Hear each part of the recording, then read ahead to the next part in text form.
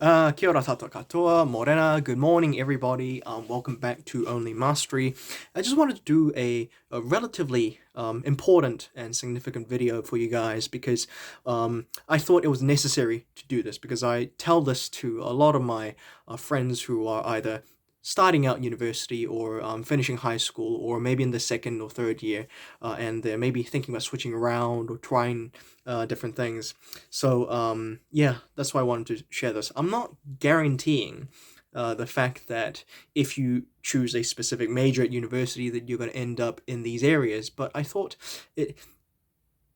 I did waste a fair bit of time in doing things that I should not have done when I was at university. So, signing up for the wrong clubs, trying out different papers, assuming that I was going to head in that direction. Like, experimentation at university is not a bad thing, but it does cost a fair bit of money. So, I just wanted to come up with 3 or 4 tips for you guys, and yeah. But before I go ahead, I will be doing a book review of the Dr. Adrian Wooldridge's book from The Economist magazine, The Aristocracy of Talent: How Meritocracy Made the Modern World, around next week. So I hope you guys stay tuned for that one. So anyway, so let me just begin my story again. I majored in, 4 subjects at the University of Auckland. I graduated around early 2020. I had my ceremony last year around November. So in my Bachelor of Arts, I did a history and politics and international relations, a double major. And in my Bachelor of Commerce, I did a economics and international business, so quadruple major. It was about a 4.5 year of investment. Personally, I think I did not waste a lot of time in comparison. And I'm in a field of public policy where it matches very well with my intellectual interests.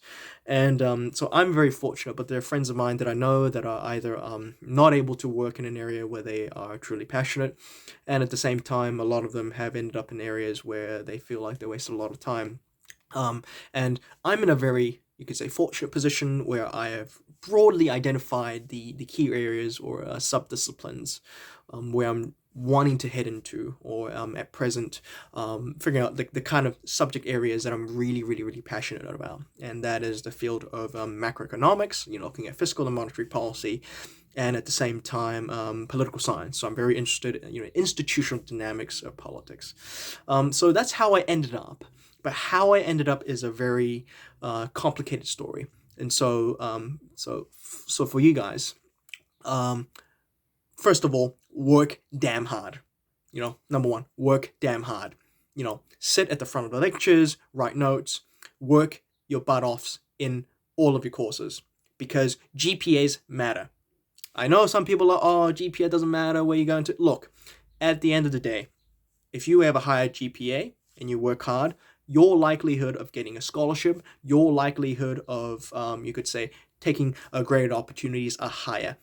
Work hard, study hard, don't go to bars, don't waste time. Honestly, as someone who's 25 right now, I'm telling you, when you're 18, 19, or 20, or even 17, and you like, having fun, look, fun is fine, right? But make it a balanced thing, work life balance, right?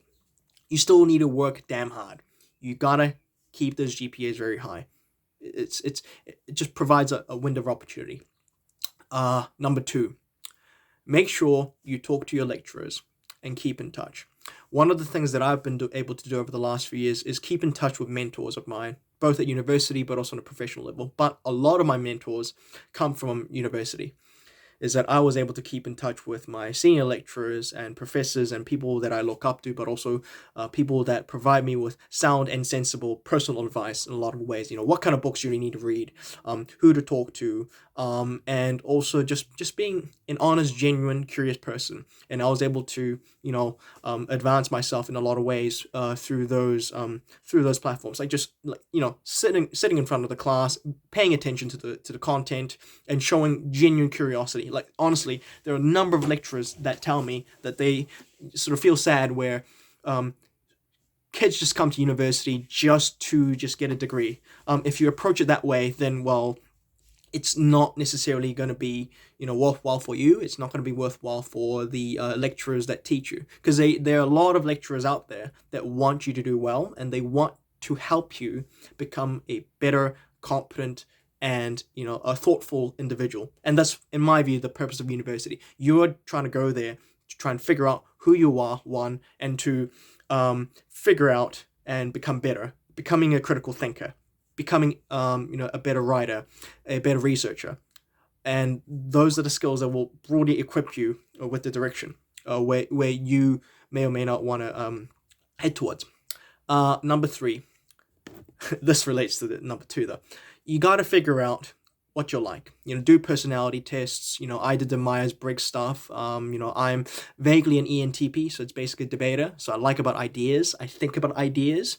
I'm not necessarily a highly emotionally intelligent person. People describe me as being a little bit intense. I mean, that could be a good or bad thing. I am working on it to try and make sure it doesn't become a complete hindrance.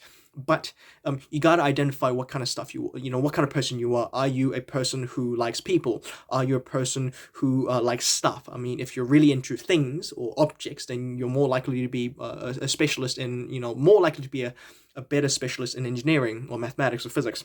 Or if you're interested in human nature, which is kind of like what I am, I was able to figure out a broad, you could say, a interdisciplinary one where it merges between commerce and arts, and that's how I ended up, and this is where I'm working at, right?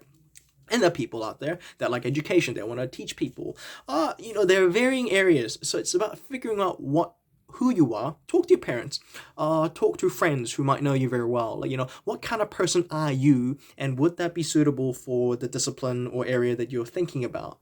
And that's helped me tremendously over the last few years. And this is why I'm doing this stuff that I like, and being able to read amazing books, and just clarifying and understanding about systems and processes, etc. And one of my favorite books of all time is Neil Ferguson's Ascent to Money. I'll leave that in the description. But anyway, that's my tip number 3. Tip number 4: do not waste time in stupid clubs. I've wasted a lot of time getting associated with, clubs and extracurricular activities that, one, did not help me, and two, it was just basically a place to go and take the piss, drink a lot, and just waste time. I wish I did clubs like, for instance, if you're at the University of Auckland, the MCC Club and the Investment Club, Public Policy Club.